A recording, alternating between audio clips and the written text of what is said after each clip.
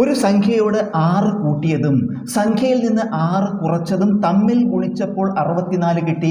സംഖ്യ ഏത്? അപ്പോൾ സംഖ്യ നമുക്കറിയില്ല, എക്സ് എന്ന് കരുതുക. എന്താ പറയണത്? സംഖ്യയോട് 6 കൂട്ടുക, എക്സ് പ്ലസ് 6. സംഖ്യയിൽ നിന്ന് 6 കുറയ്ക്കുക, എക്സ് മൈനസ് 6.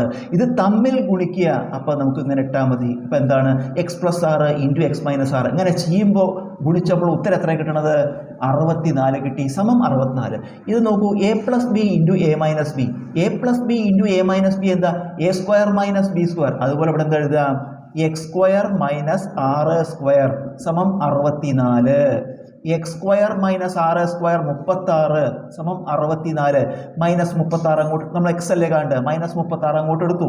എക്സ് സ്ക്വയർ സമം 64 പ്ലസ് 36. എക്സ് സ്ക്വയർ സമം ഇത് കൂട്ടുമ്പോൾ 100. എക്സ് സ്ക്വയർ സമം 100 ആണെങ്കിൽ എക്സ് എങ്ങനെ കാണുക? Root of 100. 100 റൂട്ട് 10 ഇൻറ്റു 10 ആണ് 100. എക്സ് അതായത് എക്സ് 10, അതായത് സംഖ്യ 10.